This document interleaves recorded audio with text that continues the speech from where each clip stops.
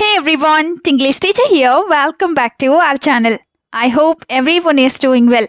ఈ రోజు కూడా మీకోసం మరొక మంచి వీడియో స్టార్ట్ చేయబోయే ముందు ఈ వీడియో డిస్క్రిప్షన్లో మీ అందరికీ ఉపయోగపడే మంచి ప్రొడక్ట్స్ని ట్యాగ్ చేశాను. అవి మీకు నచ్చితేనే లింక్ క్లిక్ చేసి పర్చేస్ చేయండి.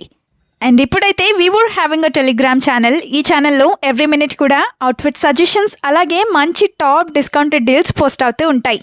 ఈ ఛానల్ ద్వారా మీరు మీ మనీని చాలానే సేవ్ చేసుకోవచ్చు. ఛానల్ అంతా ఒకసారి చెక్ చేయండి, వర్త్ అనిపిస్తేనే జాయిన్ అవ్వండి. ఛానల్ లింక్ డిస్క్రిప్షన్లో అలాగే కమ్యూనిటీ పోస్ట్లో ఉంది, ఒకసారి చెక్ చేయండి. ఇప్పుడైతే ఈ వీడియోలో మనం కిడ్స్తో మాట్లాడుతూ ఉండే చాలా సెంటెన్సెస్ని ఇంగ్లీష్లో ఈజీగా ఏ విధంగా చెప్పాలో క్లియర్గా ఎగ్జాంపుల్స్తో చూసేద్దాం. వీడియోలో ఉన్న సెంటెన్సెస్ మీకు నచ్చితేనే ఒక లైక్ చేయండి. ఇప్పుడైతే ప్రీవియస్ వీడియోలో నేను మిమ్మల్ని 2 క్వశ్చన్స్ అడిగాను కదా, వాటిలో ఫస్ట్ వన్ ఈజ్ ఇత్తడిని మనం ఇంగ్లీష్లో బ్రాస్ అని చెప్తాం. Now the second question is ఏది కావాలన్నా నువ్వు నన్ను అడుగు. ఈ సెంటెన్స్ని ఇంగ్లీష్లో you ask me whatever you want or whatever you need ఈ విధంగా చెప్తాం. ఇప్పుడు మీకోసం ఈ వీడియోలో 2 క్వశ్చన్స్ ఉంటాయి కదా, వాటిలో ఫస్ట్ వన్ ఈస్ రేగిపండు లేదా రేగిపళ్ళు. వీటిని ఇంగ్లీష్లో ఏ విధంగా చెప్తాం? What do we call that in English? Let me know in the comments. ఇప్పుడు మీకోసం సెకండ్ క్వశ్చన్, అదేంటంటే ఇంట్లో తినకుండా బయట ఎందుకు తిన్నావు? ఈ సెంటెన్స్ని ఇంగ్లీష్లో ఏ విధంగా అడుగుతామో మర్చిపోకుండా కామెంట్ సెక్షన్లో కామెంట్ చేసి చెప్పేయండి. ఇప్పుడైతే లేట్ చేయకుండా మన వీడియోని స్టార్ట్ చేసేద్దాం. Let's get started. Sentence number 1 of this video is ఊరికే ఎందుకు అరుస్తున్నావు? పిల్లలు కారణం లేకుండా అరుస్తున్నప్పుడు ఇలా అంటూ ఉంటారు కదా, సో దీన్ని ఇంగ్లీష్లో why are you shouting for no reason, why are you shouting for no reason ఈ విధంగా అడుగుతాం. ఫర్ నో రీజన్ అంటే ఏ కారణం లేకుండా అని. Now the first example is everyone is looking at you strangely because you are shouting like this, or everyone is looking at you strangely because you are yelling like this. అంటే నువ్వు ఇలా అరవడం వల్లే అందరూ నీ వైపు విచిత్రంగా చూస్తున్నారు అని. స్ట్రేంజ్లీ అంటే విచిత్రంగా లేదా కొత్తగా అని. Another example is are you crazy? Why shouting for no reason? Or are you crazy? Why are you shouting for no reason? అంటే నీకేమైనా పిచ్చా, నువ్వు ఊరికే ఎందుకు అరుస్తున్నావు అని. సెంటెన్స్ నెంబర్ 2 ఈస్ ఏడవడం ఆపి వెళ్ళి తిను.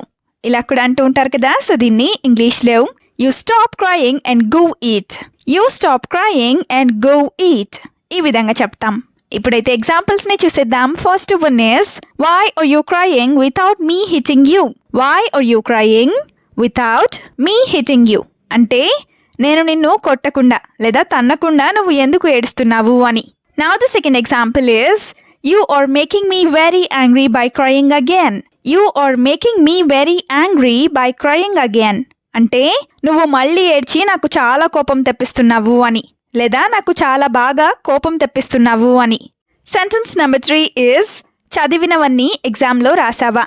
ఇలా కూడా అడుగుతూనే ఉంటారు కదా, సో దీన్ని ఇంగ్లీష్లో Did you write everything you read in the exam? Did you write everything you read in the exam? Or did you write everything that you read in the exam? ఈ విధంగా చెప్తాం. Did you write everything అంటే నువ్వు అన్నీ రాసావా లేదా అంత రాసావా అని. Now the first example is tell me quickly how did you write the exam? Tell me quickly how did you write the exam అంటే నువ్వు ఎగ్జామ్ ఎలా రాసావో నాకు త్వరగా చెప్పు అని. ఇప్పుడైతే సెకండ్ ఎగ్జాంపుల్ని కూడా చూద్దాం. అదేంటంటే you should check the time and write the exam fast, you should check the time and write the exam fast అంటే నువ్వు టైం చెక్ చేసుకోవాలి అలాగే ఎగ్జామ్ ఫాస్ట్గా రాయాలి అని, లేదా నువ్వు టైం చెక్ చేసుకుంటూ ఎగ్జామ్ని ఫాస్ట్గా రాయాలి అని. సెంటెన్స్ నెంబర్ 4 ఈస్ ప్యాకెట్ కొనడానికి డబ్బులు ఎక్కడివి? ఇలా కూడా అంటూ ఉంటారు కదా, సో దీన్ని ఇంగ్లీష్లో where did you get the money to buy the packet or where did you get the money to buy the packets ఈ విధంగా చెప్తాం. where did you get the money అంటే నీకు డబ్బులు ఎక్కడి నుంచి వచ్చాయి లేదా నీకు డబ్బులు ఎక్కడివి అని. now the first example is you should never take money without asking anyone, you should never take money without asking anyone అంటే నువ్వు ఎవరిని అడగకుండా ఎప్పుడు డబ్బులు అస్సలు తీసుకోకూడదు అని. you should never take money అంటే నువ్వు డబ్బులు ఎప్పుడు తీసుకోకూడదు అని.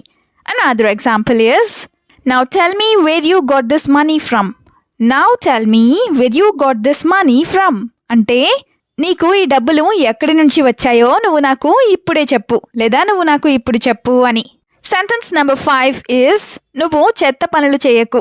ఇలా కూడా అంటూనే ఉంటారు కదా. సో దీన్ని ఇంగ్లీష్లో don't do bad things, don't do bad things ఈ విధంగా చెప్తాం. ఇప్పుడైతే 2 ఎగ్జాంపుల్స్ని కూడా చూద్దాం. First one is why do you go to school and fight with your friends. Why do you go to school and fight with your friends అంటే నువ్వు ఎందుకు స్కూల్కు వెళ్ళి మీ ఫ్రెండ్స్తో ఫైట్ చేస్తున్నావు లేదా మీ ఫ్రెండ్స్తో గొడవ పడుతున్నావు అని. Another example is if any of your friends hit you tell the teacher or tell me. If any of your friends hit you tell the teacher or you tell me అంటే నీ ఫ్రెండ్స్లో ఎవరైనా సరే నిన్ను కొడితే నువ్వు టీచర్కి చెప్పు లేదా నాకు చెప్పు అని. సెంటెన్స్ నెంబర్ 6 ఈజ్ నన్ను అడగకుండా ఎటు వెళ్ళకు లేదా ఎక్కడికి వెళ్ళకు. ఇలా కూడా చాలాసార్లే చెప్తూ ఉంటారు కదా. సో దీన్ని ఇంగ్లీష్లో don't go anywhere without asking me, don't go anywhere without asking me ఈ విధంగా చెప్తాం. డోంట్ గో ఎనీవేర్ అంటే ఎక్కడికి లేదా ఎటు వెళ్ళకు అని. Now the first example is if I hadn't caught you you would have fallen. If I hadn't caught you you would have fallen down అంటే నేను నిన్ను గనక పట్టుకోకపోయినట్లయితే నువ్వు కింద పడిపోయి ఉండేవాడివి లేదా పడిపోయి ఉండేదానివి అని. If I hadn't caught you అంటే నేను నిన్ను పట్టుకోయి ఉండకపోతే అని. Another example is how many times do I have to tell you that if you fall you will get hit. How many times do I have to tell you that if you fall you will get hit అంటే నువ్వు కింద పడిపోతే నీకు తగులుతాయి లేదా నీకు దెబ్బ తగులుతుంది అని నేను నీకు ఎన్నిసార్లు చెప్పాలి అని. నెక్స్ట్ సెంటెన్స్ ఈజ్ నువ్వు మాట్లాడుతూనే ఉంటావా. ఇలా కూడా అడుగుతూ ఉంటారు కదా. సో దీన్ని ఇంగ్లీష్లో do you keep talking, do you keep talking ఈ విధంగా అడుగుతాం. ఇప్పుడైతే దీనికి సంబంధించిన ఎగ్జాంపుల్స్ని కూడా చూసేద్దాం. First one is you have talked too much so far, now go and eat.